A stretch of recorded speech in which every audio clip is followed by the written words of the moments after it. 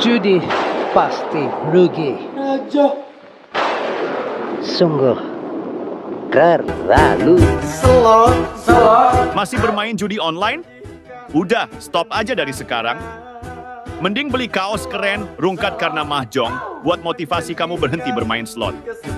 Ingat, sesungguhnya tipu daya mahjong lebih mematikan daripada perempuan. Depo Satset, Wede Seret. Itu awal dari kekalahan. Bohong, kalaupun kau kaya. Itu awal dari kemiskinan. Selamat datang di channel BH Korslet. Jangan lupa subscribe agar channel ini bisa berkembang ke depannya. Dan jangan lupa tinggalkan jejak Anda di kolom komentar. Terima kasih guys. Bab 510. Setelah menjalankan misi sendirian dalam waktu yang lama, Chen Wu telah lama mampu mengurus urusannya sendiri. Chen Wu tampil sangat baik dalam misi hari ini untuk menimbulkan masalah. Baginya, semuanya hanyalah permainan. Bagaimanapun, IQ orang-orang Qiang ini tidak terlalu tinggi. Selama dia berhati-hati agar tidak tertangkap, dia bisa berkembang di sini.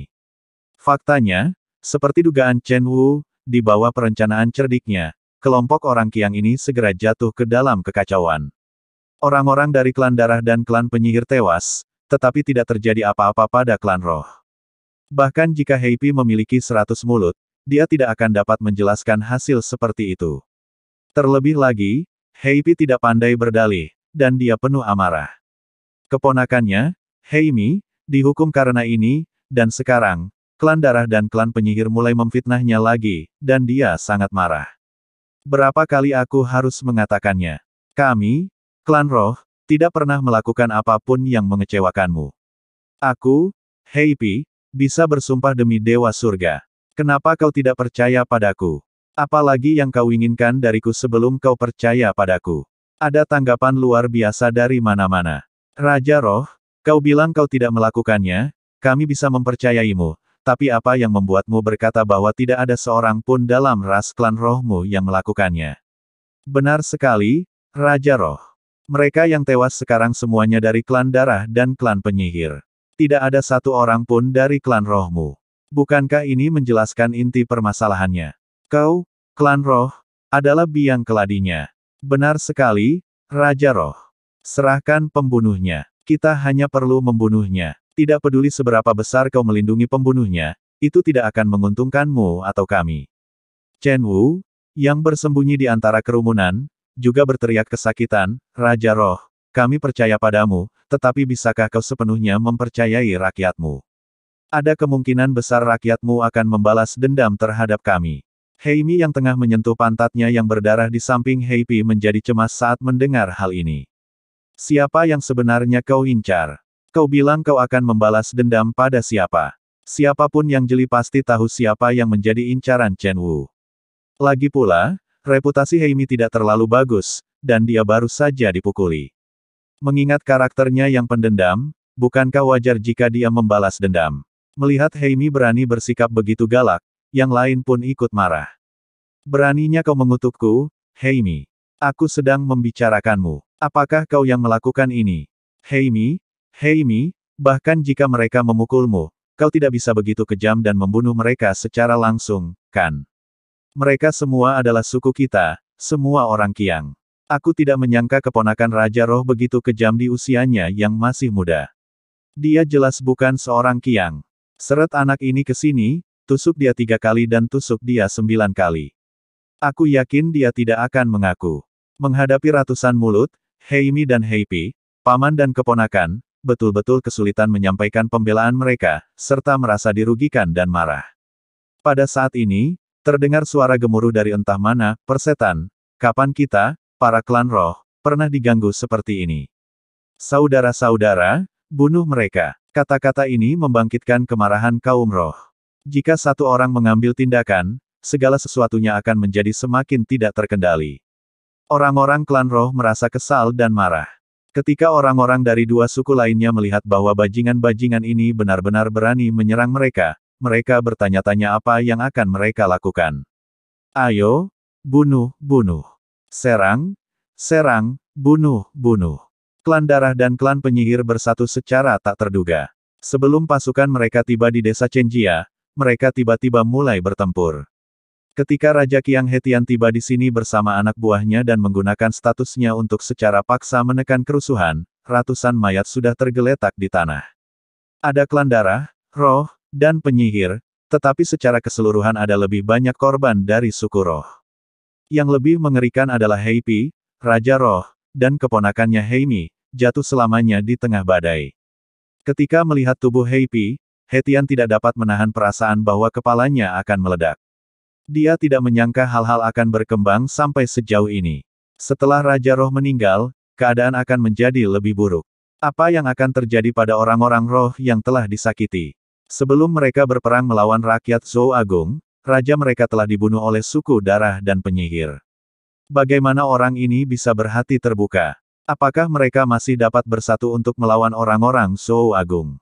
Hetian merasakan kulit kepalanya kesemutan dan dia maju memeluk tubuh Heipi dan menangis dengan sedihnya. Kakak Heipi, siapa dia? Siapa yang membunuh kakakku Heipi? Dasar bajingan, kenapa kalian begitu impulsif? Kenapa kalian ingin membunuh orang? Raja Qiang Hetian selalu tenang, tetapi sekarang dia menangis terseduh-seduh, menangis sekeras-kerasnya hingga air matanya dan ingusnya mengalir, dan air liurnya berceceran di mana-mana. Tetapi justru penampilannya yang tampaknya tidak menarik inilah yang membuatnya semakin populer dan membuat orang lain berpikir bahwa ia sebenarnya sedang memikirkan saudara laki-lakinya yang berkulit gelap. Dan Hetian tidak mengecewakan harapan orang lain. Dia menggunakan cara yang sangat kejam untuk menemukan pembunuh yang membunuh Heipi, dan mengeksekusinya di tempat, memenggal kepalanya. Meskipun orang-orang ini mati secara tidak adil, mereka bahkan belum pernah melihat wajah Heipi. Namun, Hetian tidak memberi mereka kesempatan untuk membuktikan ketidakbersalahan mereka. Ia hanya memenggal kepala mereka dan menjadikannya kasus yang sangat kuat. Orang-orang yang dicincang tentu saja adalah orang-orang dari klan darah dan klan penyihir. Pendekatannya secara langsung menenangkan hati klan roh dan membuat klan darah dan klan penyihir terdiam. Namun, klan darah dan klan penyihir tentu saja tidak yakin, dan klan roh mungkin hanya ramah di permukaan. Singkatnya, tidak seorang pun dari mereka yang diuntungkan dari lelucon ini. Sebaliknya, keretakan di antara mereka menjadi semakin besar, dan mereka menjadi semakin muak satu sama lain. Yang paling menderita adalah para Eldar, yang secara misterius kehilangan seorang raja. Pemenang terbesar, tentu saja, adalah Chen Wu dan teman-temannya. Ketika mereka datang, mereka hanya ingin membuat masalah dan mencari tahu informasi terkini mereka, tetapi mereka tidak menyangka bahwa mereka akan membuat masalah bagi seorang raja roh. Jika ini termasuk dalam sistem dinasti Zhou Agung, dia juga seorang pangeran. Bagaimana mereka bisa mencari keadilan ketika seorang pangeran terbunuh karena masalah yang mereka buat? Sementara Chen Wu dan yang lainnya menyampaikan berita itu ke desa Chenjia, mereka juga berencana untuk melancarkan serangan yang lebih besar. Mereka berencana untuk menyalakan api. Setelah menerima berita itu, Chen Ce hanya berdiri di sana dengan linglung.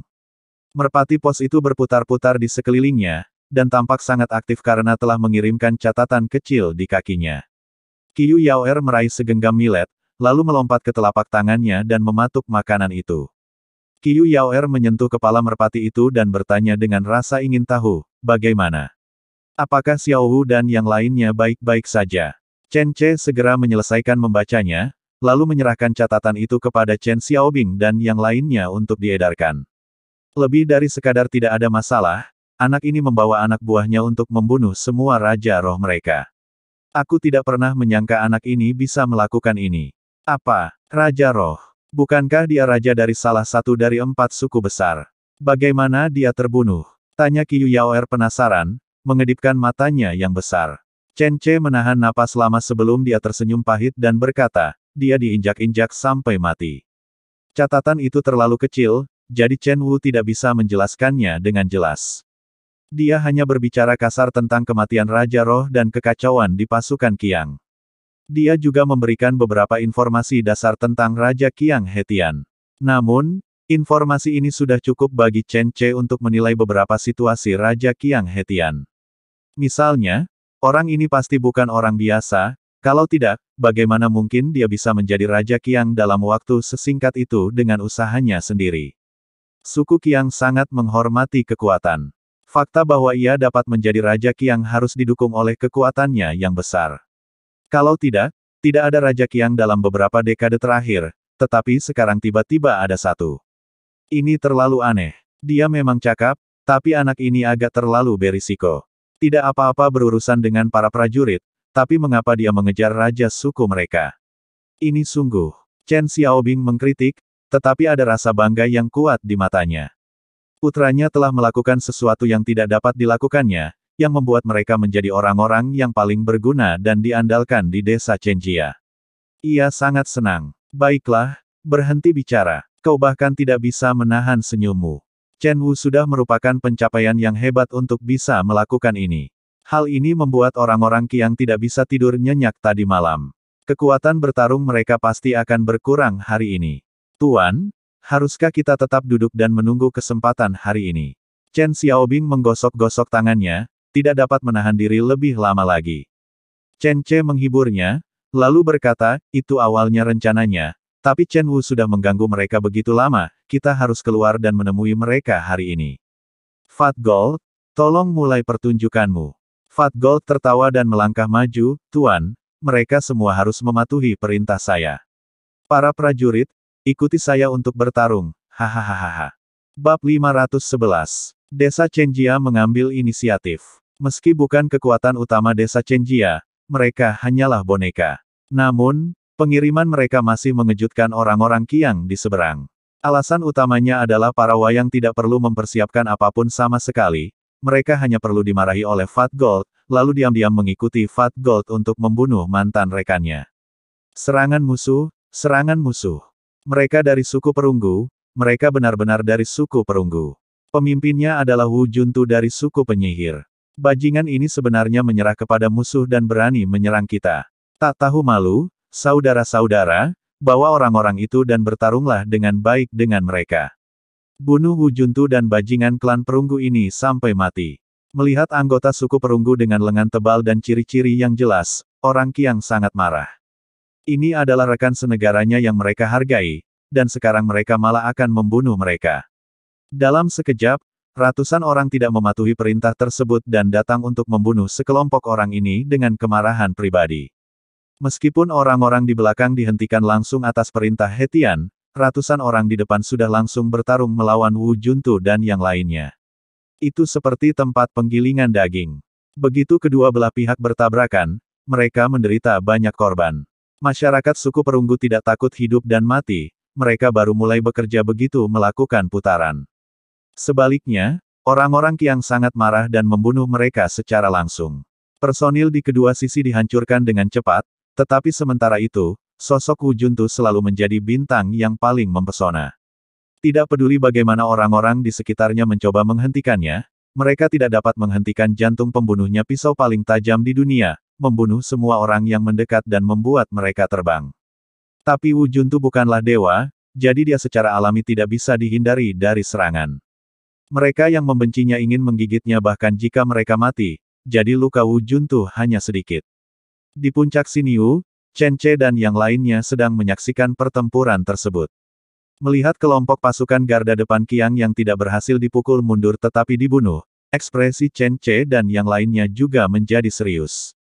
Orang-orang markas besar ini tampaknya lebih sulit dihadapi daripada orang-orang Qiang yang berkeliaran sebelumnya. Saya tidak tahu apakah itu karena mereka memiliki pendukung, atau karena mereka lebih marah. Setelah penyerangan, Wu Juntu dan anak buahnya langsung membunuh sekelompok orang tersebut. Beberapa ratus orang diubah menjadi mayat di tanah. Tubuh dan senjata Wu Juntu semuanya berlumuran darah dan sisa potongan daging. Bahkan ada bola mata yang tergantung di kepalanya yang diledakkan oleh orang tak dikenal. Wu Juntu yang bermata merah bahkan tidak berhenti, dan memimpin anak buahnya langsung untuk membunuh markas besar rakyat Qiang. Orang-orang Qiang di markas sebenarnya memasang kayu untuk menahan kuda. Ketika Wu Juntu dan yang lainnya mendekat, peluit tajam berbunyi, dan kemudian bayangan panah jatuh. Sembunyi, berbaring, bertahan, teriak Fat Gold sekuat tenaga dari belakang. Boneka-boneka ini tidak ragu-ragu sama sekali, dan segera mulai melakukannya. Hujan anak panah yang lebat berterbangan dan menimpa mereka atau di sekitar mereka. Namun meskipun anak panah tersebut menembus tubuh boneka tersebut, ekspresi mereka tidak akan berubah, seolah-olah anak panah tersebut menembus tubuh orang lain dan tidak ada hubungannya dengan mereka. Oh, tidak, sepertinya tim panahan rakyat Qiang masih cukup besar. Jika itu serangan saturasi, itu masih akan sangat menakutkan. Chen Ce menyipitkan matanya dan melihat hujan panah yang lebat. Dalam pikirannya, dia sedang menghitung jumlah anak panah tersebut. Kepadatan anak panahnya sebanding dengan anak panah di desa Chenjia, yang ada di langit dan di tanah. Waktu antar mereka juga lebih lama, dan tidak ada aturan sama sekali. Jelas tidak ada panduan. Serangan saturasi tidak berarti semua orang menyerang ke satu arah atau menembak di satu tempat, tetapi menargetkan jangkauan sasaran musuh di dalam akan terbunuh. Kisaran ini mungkin besar atau kecil. Jika besar maka perlu disebarkan. Jika kecil maka perlu dikonsentrasikan. Namun kisaran kejenuhan masyarakat Qiang sangat kacau. Beberapa tempat sangat padat sehingga tampak seperti hujan, dan beberapa tempat sangat jarang sehingga seolah-olah tidak ada sama sekali. Dibandingkan dengan tempat kita, ini bukan apa-apa. Beberapa tempat sama sekali tidak mungkin untuk ejakulasi. Bagaimanapun, mereka hanyalah beberapa orang Qiang. Jika mereka juga menguasai teknologi panah tangan kita, itu akan sangat menakutkan. Chu Zengyi mengobrol dengan tenang dengan Chen Xiaobing dan yang lainnya. Pejabat senior desa Chenjia semuanya mengawasi di sini. Fat Gold memiliki lebih dari 3.000 orang di tangannya, yang cukup baginya untuk berurusan dengan orang-orang Qiang ini untuk sementara waktu. Semua ini telah diatur, sehingga semua orang merasa relatif santai. Setelah gelombang anak panah, pasukan Qiang berikut ini bergegas keluar. Saya tidak tahu tentara suku mana mereka, tetapi memang benar bahwa mereka menyerang dengan sangat ganas. Mereka mungkin sangat marah dengan orang-orang suku perunggu yang pengkhianat ini, jadi mereka berlari dengan kecepatan penuh dalam perjalanan. Adapun para boneka suku perunggu, di bawah komando Fat Gold, mereka juga segera bangun, dan mereka yang tidak bangun sudah mati. Beberapa boneka terkena panah, tetapi selama mereka tidak mati, mereka semua bisa berdiri dan terus bertarung. Ini adalah hal yang sangat sulit diterima oleh orang Qiang lainnya. Ketika mereka melihat orang-orang suku perunggu ini bergegas melawan mereka sampai mati dengan anak panah tertancap di tubuh mereka, beberapa dari mereka ketakutan. Bentrokan perang terus berlanjut, dan kedua pasukan saling bertabrakan dengan cara yang arogan. Satu pihak memiliki kebencian sedalam laut, dan pihak lain tidak takut. Kedua belah pihak dengan cepat mencekik satu sama lain, dan kehidupan mereka dengan cepat jatuh. Mayat menumpuk, dengan cepat menumpuk di ruang terbuka ini. Orang-orang Qiang mengira itu adalah bentrokan antara dua pasukan. Faktanya, mereka hanyalah ajang uji coba konfrontasi. Konsumsi wayang boneka sangat tinggi, dalam 2 atau 3 hari terakhir dikonsumsi ribuan orang, namun kini hanya dalam waktu sekitar 2 jam sudah ribuan wayang dikonsumsi. Tapi Fat Gold tidak panik, dan gelombang kedua yang terdiri dari 1.000 boneka segera datang. Lagi pula boneka-boneka ini dibeli tanpa uang, jadi dia tidak merasa bersalah terhadapnya. Zhao Junlin dan Zhou Tai yang awalnya adalah orang-orang yang dimanjakan, merasa agak tidak nyaman saat melihat adegan ini, namun mereka tetap bersikeras untuk menontonnya. Bahkan ketika Chen Ce datang dan membujuk mereka 2 kali untuk menghindarinya, mereka tetap bersikeras untuk menonton. Apa yang harus dihindari? Kita belum pernah melihat apapun sebelumnya. Bukankah kita menontonnya bersama ketika gunung hitam besar dibakar? Zhou Tai berbicara dengan tegas, tetapi wajahnya menjadi pucat. Chen Ce tersenyum dan tidak mengatakan apa-apa. Dia hanya meminta Tin Tiger untuk menjaga Zhao Junlin dengan baik. Pertarungan ini hanyalah pertarungan kecil antara kedua belah pihak untuk saling menguji. Semua orang tahu bahwa pertarungan sesungguhnya akan datang berikutnya. Namun, Raja Qiang mungkin tidak menyangka bahwa Chen Ce akan melancarkan gelombang serangan terhadap mereka di bawah naungan malam. Di bawah naungan malam, pertempuran antara kedua belah pihak secara bertahap berakhir. Boneka di bawah tangan Fat Gold telah mati hingga hanya tersisa lebih dari 1.000 orang. Dengan kata lain, dalam suatu sore, Fat Gold kehilangan sekitar 2.500 boneka. Di antara mereka, Wu Juntu, yang memiliki kemampuan bertarung terkuat, juga telah menghilang. Dalam pertempuran semacam itu, tidak diketahui apakah dia mati dalam jarak dekat atau ditangkap oleh musuh diperintahkan untuk menarik pasukannya. Wu Juntu belum kembali meskipun ada perintah. Para boneka telah menderita kerugian yang begitu besar, dan orang-orang Qiang juga telah menderita banyak korban jiwa, bahkan mungkin lebih banyak lagi. Mungkin ada lebih dari 3.000 orang, tetapi yang lebih penting, ada banyak yang terluka di antara mereka, dan boneka suku perunggu semuanya mati dan tidak ada yang terluka. Hal ini akan meningkatkan jumlah orang Qiang secara signifikan beban. Di kamp Qiang, orang-orang Qiang yang terluka berkumpul di hutan. Mereka semua menangis dan meratap. Tubuh mereka tertusuk atau tangan dan kaki mereka dipotong oleh musuh yang berasal dari ras yang sama tanpa menunjukkan belas kasihan. Di antara kelompok yang terluka, ada beberapa yang tidak menangis. Alasan mengapa mereka tidak meratap adalah karena mereka semua adalah boneka. Boneka yang baru diubah oleh Fat Gold. Bab 512. Saudara-saudara di sana benar-benar tangguh. Mereka terkena beberapa anak panah, tetapi mereka bahkan tidak bersuara dan tidak mengubah ekspresi mereka. Benarkah? Apakah itu mengagumkan? Tidak buruk. Salah satu saudaranya dipotong lengannya. Yang lain menjerit kesakitan, tetapi saudara ini bahkan tidak mengerutkan kening. Dia benar-benar pahlawan. Sekelompok prajurit logistik yang kelelahan berbisik-bisik tentang pahlawan mana di antara saudara mereka. Namun di tenda Raja Qiang, ada suasana yang sama sekali berbeda. Hanya dalam sehari, kita kehilangan lebih dari 3.000 orang. Kuncinya adalah kita bahkan belum membunuh satu orang pun dari desa Chenjia, dan lebih dari 3.000 orang terbunuh atau terluka hanya oleh para pengkhianat klan perunggu ini. Sialan, aku akan memenggal kepala Raja Perunggu Gui King dan menendangnya seperti bola. Iblis menangis alias kusa dari klan darah mengayunkan pedang berkepala hantu di tangannya dan meraung dengan marah. Suasana di seluruh kamp sangat menyedihkan, dan semua orang sangat tidak puas dengan hasil hari ini. Ada lebih dari 3.000 orang. Mereka telah memenuhi tanah di tengah medan perang. Saudara-saudara ini masih berbicara dan tertawa dengan kita kemarin, tetapi hari ini mereka tidak akan pernah kembali.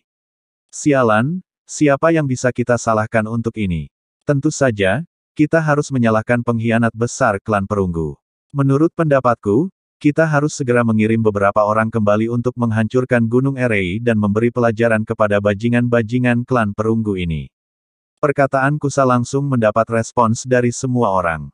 Benar sekali. Kita harus melawan balik sekarang juga, melawan balik dan membunuh para anggota klan perunggu itu bersama-sama. Mereka membunuh 3.000 orang dari kita, jadi kita akan membunuh 10.000 orang dari mereka. Mari kita lihat apakah orang-orang perunggu berani bertindak arogan lagi. Aku benar-benar tidak menyangka bahwa orang pertama yang menyerang kita sebenarnya adalah orang-orang dari klan perunggu. Mereka sangat kejam dan tidak berperasaan, sama sekali tidak peduli dengan perasaan sesama anggota suku mereka. Aku melihat banyak pisau mereka yang bengkok, dan penuh dengan tulang-tulang saudara kita. Mereka benar-benar tidak manusiawi. Aku akan membunuh semua anggota suku perunggu yang kulihat mulai sekarang. Semua orang sangat marah, dan tidak ada orang Qiang yang bisa menerima pemberontakan orang perunggu. Tetapi ada satu orang yang mengerutkan kening dalam-dalam, dan orang ini tentu saja adalah Raja Qiang Hetian. Mendengarkan kata-kata marah anak buahnya, Hetian hanya duduk diam, tanpa berbicara sepatah kata pun atau bergerak. Setelah beberapa lama, setelah semua orang selesai melampiaskan amarah mereka, mereka semua menoleh ke arah Hetian, ingin mendengar apa yang dikatakan pria besar ini. Melihat semua orang memperhatikan, Hetian berkata dengan lembut, pergi dan bawa beberapa orang perunggu yang ditangkap ke sini. Iya, setelah mendengar ini, pengawal pribadi Hetian segera turun untuk melakukannya. Chen Che dan timnya menangkap beberapa orang Qiang baru, jadi Hetian dan timnya secara alami dapat menangkap beberapa pengkhianat suku perunggu. Hanya untuk menangkap para pengkhianat ini, orang-orang Hetian membayar harga yang mahal. Sebanyak 10 orang dari suku perunggu dibawa masuk. Mereka sekarang diam dan tidak berniat menyerang siapapun. Mereka tampak seperti 10 mayat. Mereka bahkan tidak bisa berjalan dan diseret masuk oleh seseorang. Tak lama kemudian, ke-10 orang itu terjepit di depan Hetian. Yang lain mengelilingi mereka, menatap ke-10 orang itu dengan amarah atau tatapan aneh. Semua orang pasti sudah tahu, kan? Orang-orang ini seperti orang yang berbeda setelah mereka meninggalkan medan perang. Mereka tidak akan bergerak atas inisiatif mereka sendiri, dan mereka bahkan tidak melakukan gerakan apapun untuk minum air. Mereka seperti mayat dengan mata terbuka dan bernapas. Bahkan jika mereka dipukul atau dimarahi, mereka tidak akan bereaksi sama sekali. Hetian berjalan mendekat, dan untuk memverifikasi pernyataannya, dia bahkan menggunakan tangannya untuk mengorek luka di bahu salah satu pria itu. Bahu pria ini tertusuk anak panah, dan meskipun ekor anak panah itu terputus, ujung anak panah itu masih tertinggal di tubuhnya. Sekarang Hetian memegang bahunya dan memutarnya dengan lembut. Yang mengherankan, tindakan memutar anak panah pada luka itu pasti sangat menyakitkan, namun anggota klan perunggu ini sama sekali tidak mengernyitkan dahi, apalagi menjerit kesakitan. Seluruh orang tampak setenang air. Ini sangat tidak biasa. Semua orang memperhatikan anggota suku perunggu ini, dan ekspresi semua orang berangsur-angsur menjadi serius. Namun aksi Hetian belum berakhir, ia mulai beralih ke orang kedua. Orang kedua terluka di bagian perut. Ia ditusuk di bagian perut dengan pisau, tetapi karena organ dalamnya tidak terluka, ia hanya kehilangan sedikit darah tetapi tidak meninggal. Kalau orang biasa menderita luka seperti itu, meski dia tidak meninggal, dia pasti akan terbaring kesakitan. Tetapi orang ini hanya berdiri di sana tanpa bergerak. Hetian merobek pakaiannya dan kemudian menusukkan jarinya langsung ke lukanya. Jari-jari tebal itu terus mengaduk-aduk luka lelaki klan perunggu itu, lagi dan lagi, tetapi lelaki klan perunggu itu tetap tenang. Ini tidak benar. Bagaimana ini bisa terjadi? Mengapa mereka begitu acuh tak acuh terhadap luka-luka mereka? Bagaimana mereka bisa bertindak seolah-olah luka-luka itu tidak ada di tubuh mereka? Ya, luka masing-masing orang itu serius. Kok mereka tidak bereaksi saat lukanya disentuh? Saya tidak mengerti, saya tidak mengerti. Semua orang sangat terkejut. Hasil dari adegan ini telah menghancurkan kognisi mereka. Raja Qiang Hetian meminta anak buahnya untuk mengambil handuk dan menyeka darah dari tangan mereka, lalu berkata, kalian sudah melihatnya, kan? Orang-orang ini tidak merasakan sakit, dan mereka tidak takut hidup dan mati. Itulah sebabnya mereka tidak takut saat bertarung. Prajurit kita tidak akan pernah bisa mengalahkan mereka. Inilah alasan mendasarnya. Meskipun mereka berasal dari klan perunggu, mereka tidak lagi dianggap sebagai anggota klan perunggu. Semua orang bingung dengan kata-kata Hetian. Jelas, mereka tidak mengerti apa artinya menjadi anggota suku perunggu, tetapi pada saat yang sama, mereka tidak dapat dianggap sebagai anggota suku perunggu. Hetian melanjutkan penjelasannya, mengenai pemberontakan klan perunggu. Saya telah mengirim orang kembali ke Gunung Erei untuk mencari Gui King dan memverifikasinya 2 hari yang lalu. Sekarang, mari kita sambut Raja Perunggu kita, Gui King. Hetian mengacungkan tangannya dan kerumunan itu segera bubar. Kemudian di ujung kerumunan, seorang pria yang tingginya lebih dari 2 meter dan sekuat banteng berjalan keluar. Bukankah itu Raja Perunggu Hantu Hijau? Bersama dengan Raja Perunggu Gui King ada Tetua Agung Klan Perunggu Tonggu dan sekelompok tokoh kunci Klan Perunggu. Begitu mereka melihatnya, orang-orang di sekitar mereka tiba-tiba menjadi bersemangat. Sialan, itu benar-benar Raja Perunggu Hantu Hijau. Gui King, pembunuhmu benar-benar membiarkan anak buahmu melawan kami. Kau akan mati sekarang. Pergilah ke neraka, Hantu King. Kalau tidak, mengapa orang-orang mengatakan bahwa orang Qiang tidak punya otak? Dihadapkan dengan dokumen yang diberikan oleh Hetian, mereka masih percaya bahwa suku perunggu lah yang secara aktif mengkhianati mereka. Beberapa orang berteriak, dan kemudian melompat keluar untuk membunuh Gui King. Hetian menghela nafas dan mengabaikan mereka. Orang-orang ini sangat ceroboh. Meskipun mereka tidak membawa senjata apapun, mereka mengayunkan tinjunya ke arah Gui King. Gui King tertawa dan menjatuhkan mereka masing-masing ke tanah dengan satu pukulan. Gui King telah menahan amarahnya untuk waktu yang lama. Sebelumnya, dia tidak hanya diperas 2 kali oleh Chen Che, tetapi sekarang dia telah mengetahui dari Hetian bahwa orang-orangnya digunakan sebagai umpan meriam oleh Chen Che, dan bahkan diubah menjadi mesin pembunuh yang tidak memiliki emosi. Gui King, sebagai Raja Klan Perunggu, sangat marah terhadap kenyataan bahwa rakyatnya sendiri berubah menjadi mesin pembunuh yang kejam, dan orang-orang ini benar-benar berani menambahkan bahan bakar ke dalam api. Dia tidak membunuh mereka saat itu juga, yang dianggap sebagai belas kasihan. Lagi pula, dengan keterampilan Gui King, akan mudah baginya untuk membunuh orang-orang ini bahkan tanpa senjata. Satu pukulan membunuh mereka semua, dan semua orang yang melompat untuk membunuh Gui King terjatuh. Beberapa dari mereka bahkan dipukuli hingga pingsan. Kekuatan Raja Perunggu Gui King terungkap dengan jelas saat ini. Bahkan Raja Darah Kusa yang sama kuatnya pun tidak dapat menahan diri untuk tidak mengerutkan kening. Hanya dengan sekali pandang, dia tahu bahwa Gui King adalah lawannya yang selevel.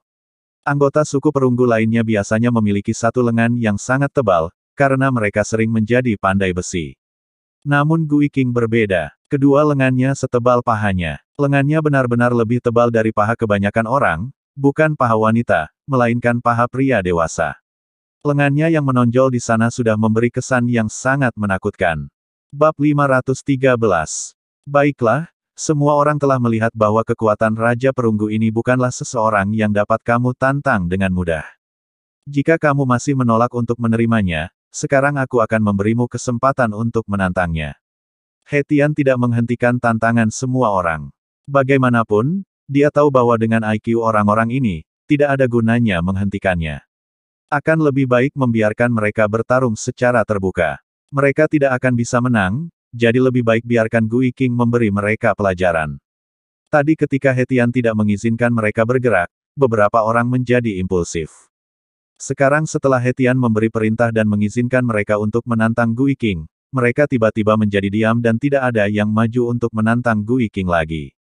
Setelah menunggu beberapa saat, tidak seorang pun muncul, jadi He Tian duduk kembali di kursinya sebagai Raja Qiang.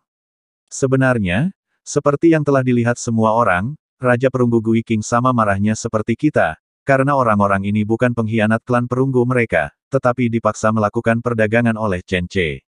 Gui King, kamu harus menjelaskan situasi spesifiknya sendiri. Gui King berdiri dan berkata dengan suara teredam, saya hanya akan mengatakan ini sekali. Orang-orang saya dipaksa turun gunung oleh bajingan Chen Ce itu. Ketika mereka turun gunung, Chen Ce meminta mereka untuk menempa besi dan membuat senjata untuknya. Jika kami tidak setuju, mereka akan membakar Gunung Erei seperti Gunung Dahei. Kami tidak punya pilihan selain setuju. Saya yakin Anda bisa mengerti, karena jika kami menolak, Gunung Erei mungkin masih terbakar sekarang. Orang-orang di sekitar mulai berbicara. Itu bisa dimengerti. Semua orang yang tinggal di Gunung Erei adalah orang-orang tua dan lemah dari klan perunggu. Jika gunung itu terbakar, mereka semua akan mati. Tapi kamu tidak bisa mengabaikan orang lain dari suku yang sama hanya karena kamu tua dan lemah, kan? Hei, kalau kamu jadi aku, apa yang akan kamu pilih? Jangan salahkan Raja Perunggu, salahkan saja binatang buas bernama Chen Ce itu karena terlalu penuh kebencian. Benar sekali. Dia membakar Gunung Dahei dan ingin membakar Gunung Erei. Orang ini bukan manusia, melainkan binatang buas. Mendengarkan diskusi di sekelilingnya, yang sebagian besar bersifat simpatik dan pengertian, ekspresi Gui King mulai terlihat lebih baik. Sejujurnya, semuanya. Ketika gunung hitam besar terbakar, kami berada di dekatnya. Awalnya kami berencana untuk membawa orang-orang kami turun gunung untuk bergabung dengan kalian, tetapi kemunculan Chen Ce menghentikan rencanaku. Dia memegang sesuatu di tangannya yang tampak seperti air. Meskipun tampak seperti air, benda itu dapat dinyalakan. Dan setelah dinyalakan, tidak ada cara untuk memadamkannya. Bahkan air tidak dapat memadamkannya. Gunung hitam besar dinyalakan oleh mereka di 5 atau 6 persimpangan saat menuruni gunung pada saat yang sama dengan benda ini. Oleh karena itu, tidak ada seorang pun di gunung hitam besar yang lolos. Kebakaran di gunung hitam besar berhasil dipadamkan setelah berkobar selama beberapa hari dan malam. Kami mempertaruhkan nyawa untuk naik ke gunung dan melihat-lihat. Semua orang di gunung itu tewas, tetapi tidak semuanya terbakar sampai mati. Beberapa dibunuh oleh Kuleskar dan gerombolannya. Mungkin karena mereka bertempur memperebutkan sedikit air di Danau Tianqi. Tidak seorang pun ingin mati, jadi semua orang bergegas ke Danau Tianqi. Namun, Kuleskar dan gerombolannya semuanya masih muda, dan banyak orang tua dan lemah dari ketiga suku Anda terbunuh oleh mereka dalam pertempuran itu. Mendengar hal itu, orang-orang dari ketiga suku tidak dapat menahan diri untuk tidak mengumpat. Binatang buas ini, sejak awal seharusnya tidak kita biarkan mereka kembali ke Gunung Dahei. Bajingan Kuleskar itu seharusnya langsung dibunuh. Tapi mereka membiarkannya kembali ke Gunung Hitam Besar. Apa-apaan ini? Ah, si Kuleskar bajingan ini, kupikir saat itu dia adalah orang baik, tapi aku tidak menyangka. Di mana Kuleskar? Apakah dia masih hidup? Jika dia masih hidup, aku akan mencabik-cabiknya. Gui King menatap kerumunan yang bersemangat itu dan menggelengkan kepalanya. Mereka sudah mati. Mereka sudah lama mati. Tidak ada orang yang hidup di Gunung Hitam. Sebelum kami naik untuk melihat, orang-orang Chen Ce sudah naik lebih dulu. Seharusnya ada orang yang hidup saat itu, tetapi kemudian, mereka semua sudah mati. Dia juga menggunakan ramuan ajaib itu untuk membakar Danau Tianqi. Ketika benda itu dituangkan ke permukaan Danau Tianqi, bahkan bisa membakar permukaan air. Jadi, tidak ada orang yang hidup. Dia membakar mereka semua sampai mati. Sesaat suasana menjadi sunyi. Tak seorang pun dapat membayangkan ramuan apa yang dapat membakar permukaan air itu. Bahkan mereka yang berhasil selamat dari kebakaran gunung hitam besar pun terbakar hingga tewas. Sangat menyedihkan. Justru karena kami telah menyaksikan pertempuran tragis di gunung hitam besar, aku tidak berani melawan ketika bajingan Chen Ce mengancam kami. Ditambah lagi, dia berulang kali mengatakan kepadaku bahwa dia hanya ingin orang-orangku membuat senjata untuknya dan tidak berpartisipasi langsung dalam pertempuran, jadi aku menyetujui permintaannya. Namun, aku tidak menyangka bahwa binatang buas ini tidak hanya akan membiarkan orang-orangku berpartisipasi dalam perang, tetapi bahkan mengubah mereka menjadi mesin pembunuh tanpa emosi. Dasar bajingan. Gui King datang ke depan 10 boneka itu sambil berbicara. Dia memotong leher anggota klan perunggu ini satu persatu, menyebabkan pendarahan dari aorta. Orang-orang ini segera jatuh. Selama seluruh proses, tidak ada dari mereka yang memiliki niat untuk melawan. Mereka semua membiarkan pemimpin klan mereka memotong leher mereka dan membiarkan mereka mati total. Tidak seorang pun menghentikannya, sebaliknya semua orang bersimpati padanya. 6.000 orang. 6.000 orang dari sukuku telah diturunkan dari gunung oleh bajingan Chen Ce itu. Sekarang, aku bahkan tidak tahu berapa banyak dari mereka yang masih hidup. Bajingan ini, orang-orang ini semua adalah saudara-saudaraku. Pria itu, yang tingginya lebih dari 2 meter dan sekuat menara besi, sekarang menangis seperti bayi yang dikurung. Hal ini membuat mata banyak orang menjadi merah. Setelah menangis beberapa saat, He Tian melangkah maju dan menepuk bahunya. Baiklah, saudara Gui King, karena kita semua memiliki musuh yang sama, mulai hari ini, kalian dari suku perunggu juga saudara kami. Kita harus bekerja sama untuk menginjak-injak domba berkaki 2 dari Zhou Agung itu di bawah kaki kita. He Tian mulai menyemangati semua orang lagi. Harus dikatakan bahwa dia benar-benar hebat dalam hal itu. Dia memobilisasi antusiasme semua orang hanya dengan beberapa patah kata. Bahkan Gui King ikut bersorak. Namun, itu bisa dimengerti. Mereka ditekan terlalu keras oleh Chen Ce. Begitu gunung hitam besar dibakar, klan darah, klan roh, dan klan penyihir sudah dalam situasi pertarungan hidup dan mati dengan Chen Ce. Sekarang 6.000 anggota klan perunggu dijadikan boneka, dan mereka dan Chen Ce bahkan lebih bertekad untuk bertarung sampai mati. Jadi ketika mereka mendengar He Tian mengatakan bahwa dia ingin mengumpulkan mereka untuk melawan Chen Ce, siapa yang tidak akan senang? Semua orang berteriak kegirangan, berharap mereka bisa segera bergegas dan menangkap Chen Ce. Akan tetapi, tepat ketika pertemuan mereka sedang berlangsung, tiba-tiba, di dalam perkemahan mereka, tibalah saatnya bagi beberapa orang Qiang yang telah diam-diam diubah menjadi boneka untuk mulai bergerak. Masing-masing dari mereka memegang beberapa labu di tangan mereka. Labu-labu ini dipersiapkan terlebih dahulu. Kemudian Fat Gold memberi mereka sinyal rahasia. Ketika mereka mendengar atau melihat kembang api di langit, mereka akan segera menyalakan sumbu pada labu mereka. Pada saat ini, serangkaian kembang api telah terdengar di langit di atas kota Sinius. Ini tentu saja merupakan sinyal yang dilepaskan oleh Chen Ce. Tepat ketika orang-orang Qiang masih terkagum-kagum dengan kembang api dan bunga-bunga aneh itu, tiba-tiba, sesuatu terjadi di perkemahan mereka.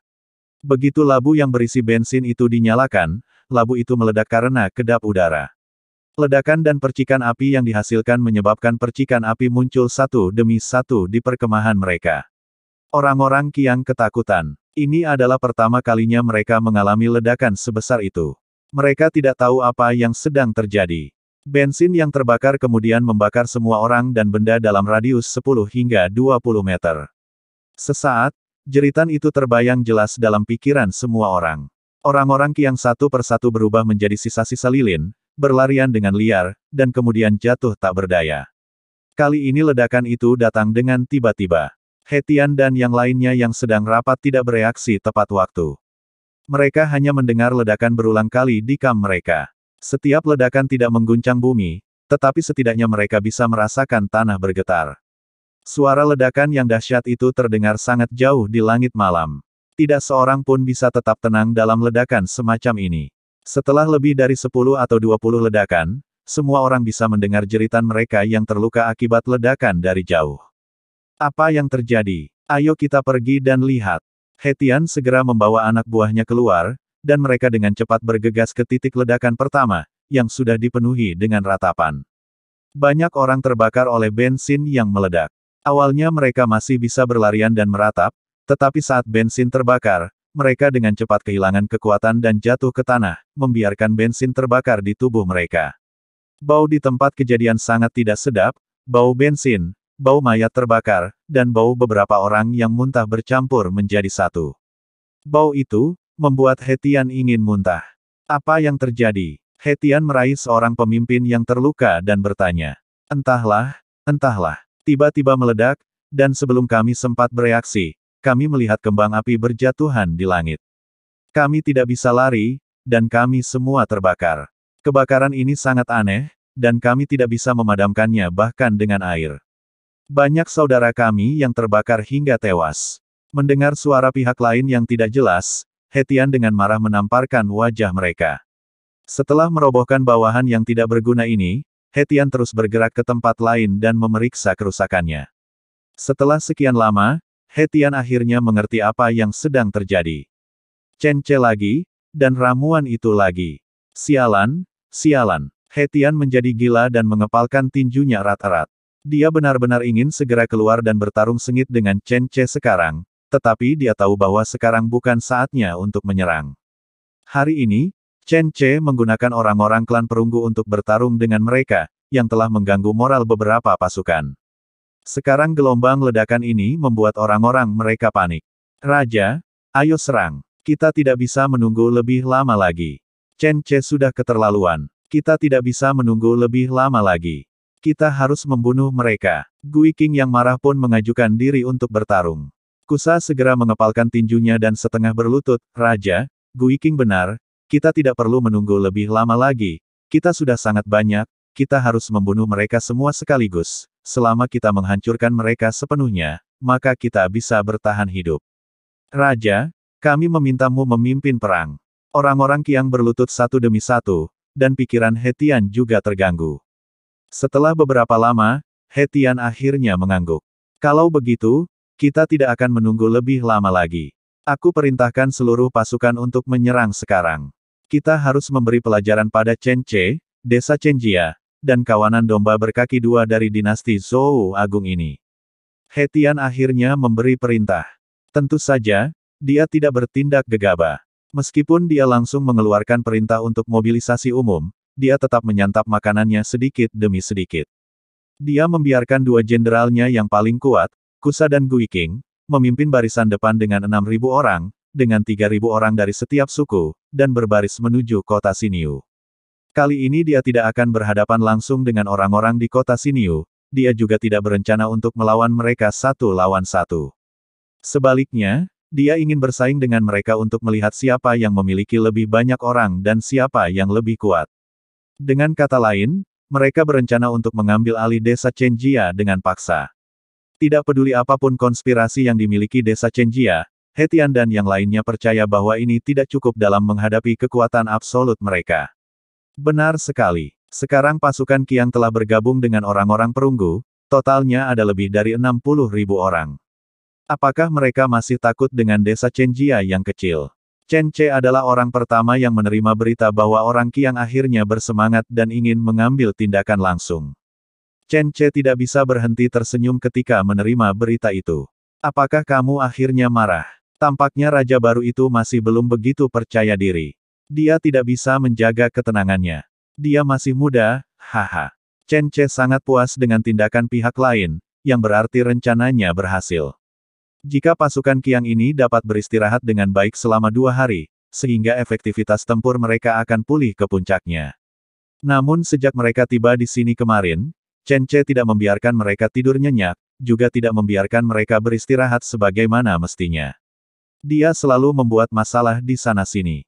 Kerusakan pada tubuh utama mereka akibat ular berbisa, diare, dan ledakan tadi malam dan sekarang tidak terlalu besar.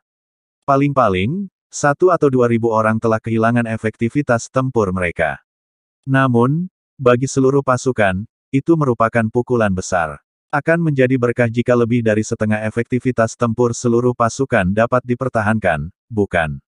Dan ketika dua pasukan pelopor Hetian, suku Guiking dan suku Kusa, menyerbu kota Siniu dari dua arah, mereka tiba-tiba menyadari bahwa mereka telah tertipu. Tidak ada seorang pun yang tersisa di kota Sinius, tetapi ada banyak jebakan. Sebagai contoh, ketika suku mereka yang besar memasuki desa, panah-panah yang disembunyikan di dalam rumah-rumah, yang disembunyikan di lantai lapis demi lapis, meskipun daya bunuhnya tidak begitu besar, hanya menewaskan puluhan atau ratusan orang. Akan tetapi, hal ini juga meninggalkan trauma psikologis yang sangat serius pada orang Qiang. Tahukah Anda, mereka telah menderita begitu banyak korban, tetapi mereka bahkan belum melihat bayangan orang-orang dari desa Chenjia. Bajingan, bajingan. Sepertinya mereka semua sudah mengungsi dari sini.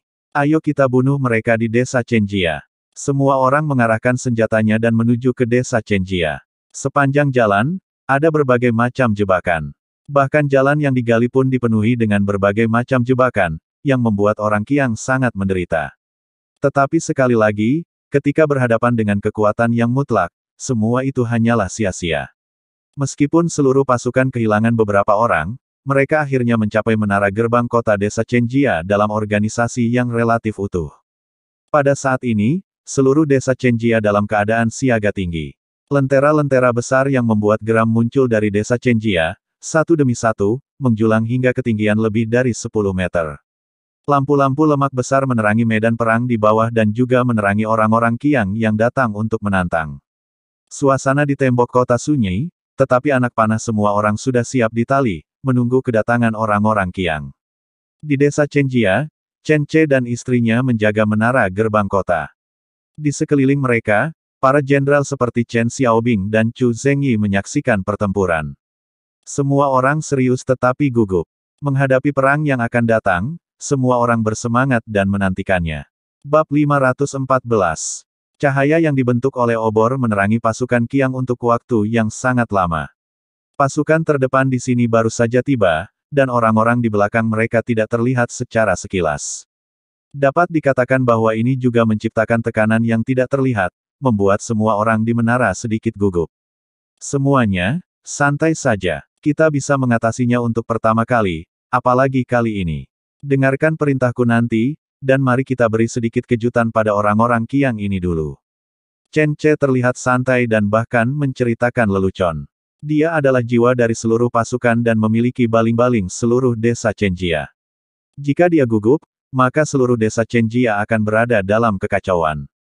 Sebaliknya, selama Chen Ce santai dan percaya diri, suasana di seluruh desa Chenjia akan santai dan nyaman, dan tidak ada yang gugup atau takut. Bagaimanapun, di mata semua orang di desa Chenjia, Chen Ce adalah simbol tak terkalahkan, dan Chen Ce adalah dewa mereka. Tuan suami, apakah itu Gui King? Qiu Yaoer, dengan mata tajam, segera melihat Gui King yang tinggi di tengah kerumunan. Saat ini, Gui King sedang menunggangi seekor kuda besar. Kuda tersebut awalnya adalah kuda yang sangat tampan, namun setelah ditunggangi oleh Gui King yang tinggi, ia menjadi sedikit kewalahan. Hal ini membuat Chen Ce ingin tertawa. Sayang sekali, dia sebenarnya ingin bertarung dengan menunggang kuda. Dengan tinggi badannya yang lebih dari 2 meter dan perawakannya bahkan lebih besar dari Wu Juntu, beratnya setidaknya hampir 400 kg palu tembaga yang beratnya tidak kurang dari 100 kg, jika kedua tembaga itu dijumlahkan, kudanya akan sangat menderita karena membawanya. Tapi siapa idiot ini? Sepertinya Gui King sudah tahu kalau dia telah ditipu. Cek-cek, Fat Gold, biarkan 1000 boneka klan perunggu terakhir keluar dan bunuh Gui King dengan metode bunuh diri, beritahukan padanya, pemimpin klan yang baik itu, untuk mengetahui bahwa anak buahnya hebat. Fat Gold tersenyum pahit. Chen Ce masih ingin membunuh seseorang dengan hati-hati, tapi dia tidak keberatan. Meskipun membunuh satu orang dan membunuh semua orang dengan sakit hati tidak kondusif untuk perkembangan yang sehat, itu adalah metode yang sangat baik untuk musuh. Segera, gerbang kota desa Chenjia terbuka, dan 1000 boneka klan perunggu keluar dengan perkasa. Gui King, yang telah mencapai gerbang desa Chenjia, matanya berbinar, dan dia tiba-tiba bergegas menuju gerbang kota sambil mengayunkan palu tembaganya. Saudaraku, mereka benar-benar membuka gerbang kota. Serang dan bunuh mereka. Selama gerbang kota dibuka dan pemimpin pertempuran diambil, desa Chenjia mereka akan tamat. Bunuh. Gui King memimpin sekelompok besar anak buahnya untuk membunuh mereka. Bagaimanapun, kekuatan serangan mereka yang tiba-tiba membuat semua orang di menara merasa gugup. Lagi pula, jika mereka ingin menerobos, akan sangat sulit bagi desa Chenjia. Meski tim pengawal Chenjia Chuner sudah berkumpul di ruang terbuka di belakang menara kota Chenjia Chuner, namun tindakan membuka gerbang kota kali ini sendiri merupakan tindakan yang sangat seru dan keterlaluan. Namun, orang yang membuat perintah seperti itu adalah Chen Che. Apalagi yang bisa dilakukan semua orang selain tersenyum pahit. Kalau ada orang lain yang membuat perintah seperti itu, pasti disayangkan sekali. Tapi Chen Che berbeda. Ketika dia mengeluarkan perintah seperti itu, dia pasti punya alasannya sendiri, dan dia harus memiliki kepercayaan diri yang cukup. Di bawah perintah Fat Gold, tokoh boneka sebanyak 1000 orang bergegas membunuh Gui King. Gui King, sebaliknya, bergegas menaiki kudanya. Begitu kedua belah pihak bersentuhan, Gui King tanpa ampun menghancurkan kepala beberapa orang dengan palu tembaganya. Satu pukulan palu sangat besar, dan beberapa orang langsung terjatuh. Otaknya runtuh beberapa meter jauhnya, dan Gui King memang jenderal terbaik dari suku perunggu, dan kecakapan tempurnya benar-benar di luar jangkauan. Bahkan Wu Juntu mungkin tidak akan mampu melawannya. Sekelompok besar boneka klan perunggu di barisan depan dihancurkan olehnya. Bahkan jika ada banyak boneka yang muncul kemudian, mereka semua dikalahkan olehnya. Bawahan di sekitar Gui King juga tidak sederhana. Mereka semua adalah ahli pertarungan dari suku perunggu. Nilai kekuatan setiap orang sangat tinggi. Boneka biasa ini benar-benar bukan tandingan mereka. Cek, cek, sepertinya jika kita tidak menutup gerbang kota, mereka akan benar-benar membunuh kita. Prajurit, gunakan panah. Chen Che memberi perintah, dan Chen Xiaobing segera mengerti dan segera mengatur panah otomatis untuk menekan orang-orang suku perunggu di bawah menara kota. Rantai busur dan busur mulai menunjukkan kekuatannya, dan jika tidak mengenai apapun, mereka akan mengincar Gui King dan kelompok barisan depan.